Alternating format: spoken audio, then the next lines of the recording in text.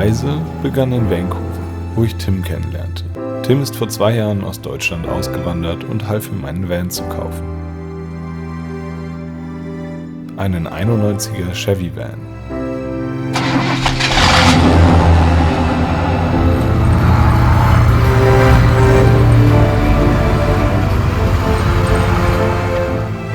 Zusammen machten wir einen ersten Roadtrip in den bergigen Norden von British Columbia.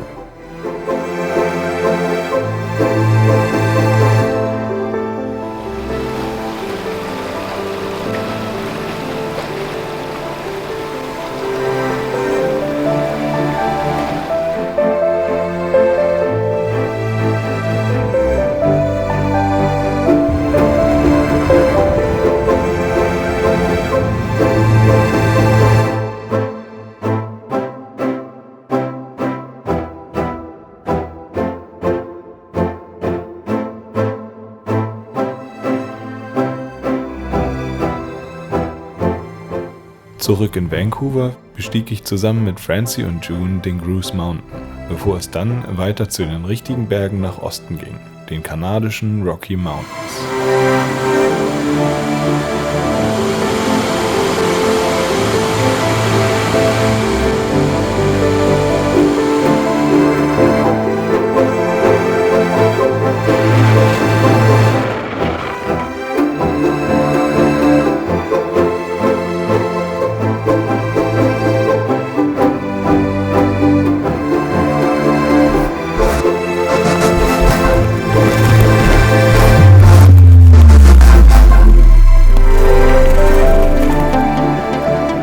Mein absolutes Highlight war das Mountainbiken im Jasper National Park, mit dem Nervenkitzel, jeden Moment einen Bären anfahren zu können.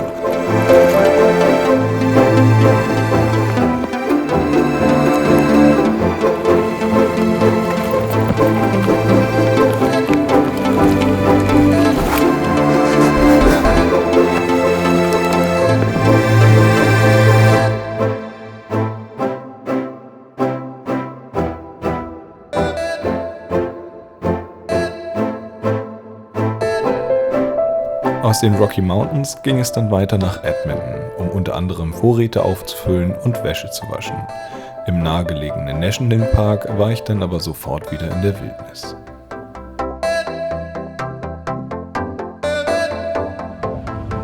Hallo.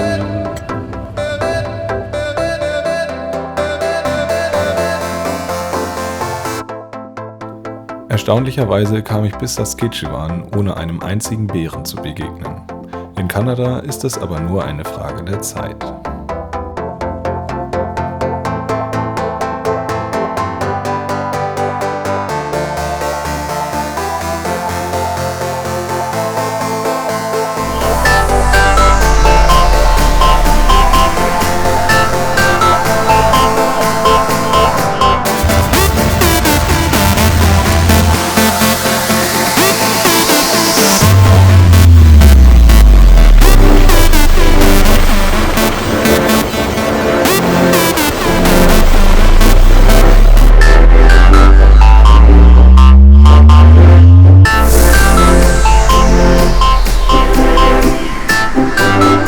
Am schönsten war die Abwechslung auf meiner Tour.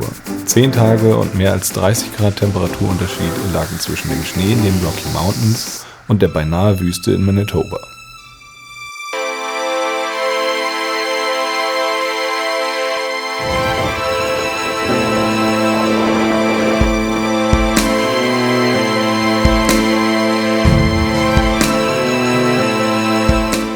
Ein Land der Kontraste, riesige Berge und unendlich weite Felder.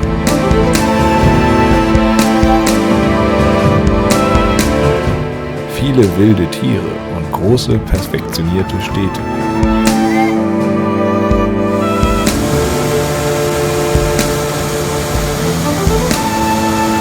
Reißende Flüsse und stille Bergseen. Und nicht zu vergessen Steine, Sand, anderer Sand, Seen, Flüsse, Meerwasserfälle, Bäume, Tannen, Fakt, noch mehr Bäume, Wapiti-Hirsche im Vorgarten, Wackelarschhühner, Bergziegen, Ziegen auf der Straße, kaputte Drohne, gesperrte Kreditkarte und ein kaputter Van.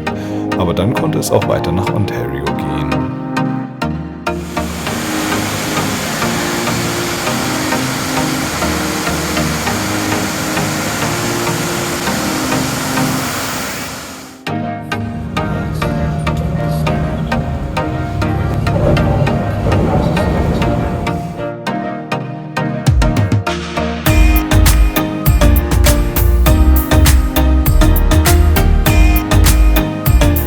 Das Leben im Van war wunderbar simpel und eine willkommene Abwechslung vom Alltag.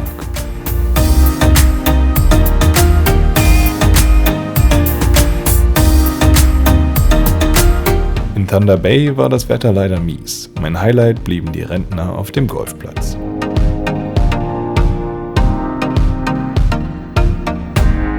Umso besser gefiel mir der Wild River Trail. 18 Kilometer durch den tiefsten Wald. Weit und breit Natur pur.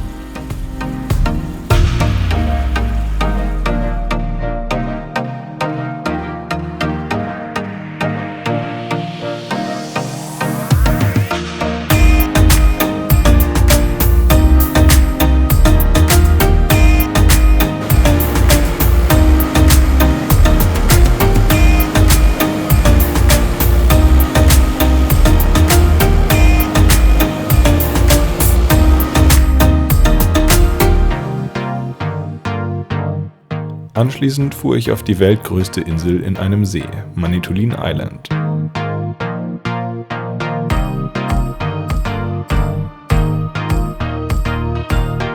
Hier lernte ich durch Zufall Amanda und Janet kennen, die mich aufnahmen wie einen alten Freund und mir einen Kajak leiten, um auf dem größten See auf einer Insel in einem See zu paddeln.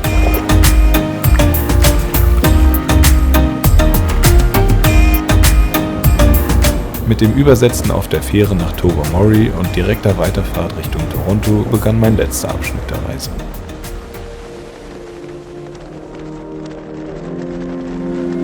Hier traf ich Francie und Eris wieder, die ich zu Beginn in Vancouver und Banff kennengelernt hatte. Sie zeigten mir die Niagara-Fälle, ein wildes Restaurant und einen der schönsten Wanderwege meiner Reise.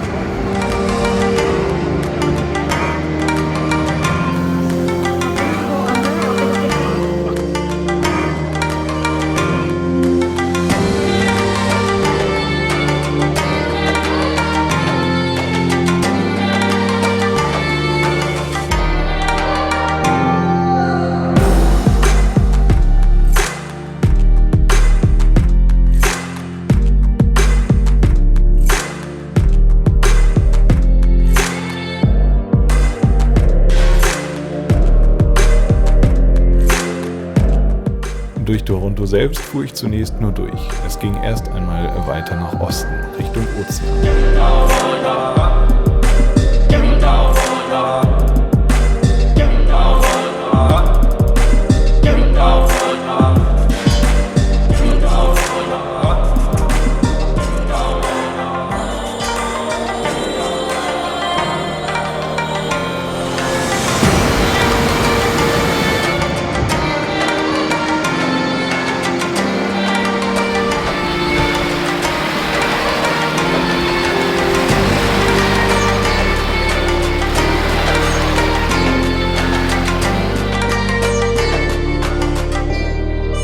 In New Brunswick wurde die Luft endlich salziger und kurz darauf erreichte ich dann auch endlich mein Ziel, die andere Seite des Kontinents.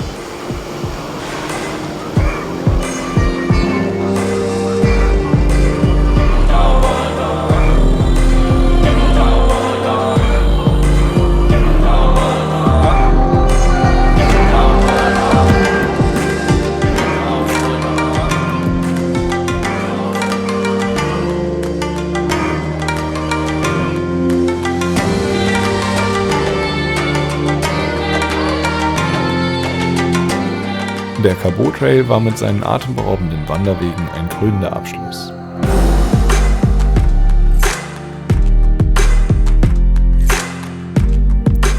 Denn kurz darauf ging es weiter nach Halifax, wo ich mein Van auf ein Schiff nach Deutschland lud und selbst mit dem Flieger nach Toronto zurückkehrte. Ich traf ein drittes Mal auf Eris und Francie. Wir aßen, feierten und genossen das Leben. Der obligatorische Ausflug nach Downtown Toronto durfte natürlich auch nicht fehlen.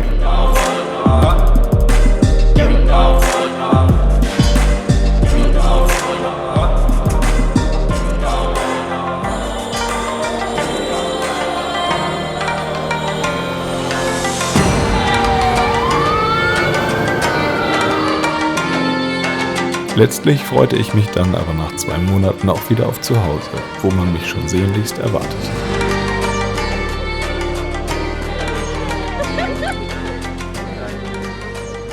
Na?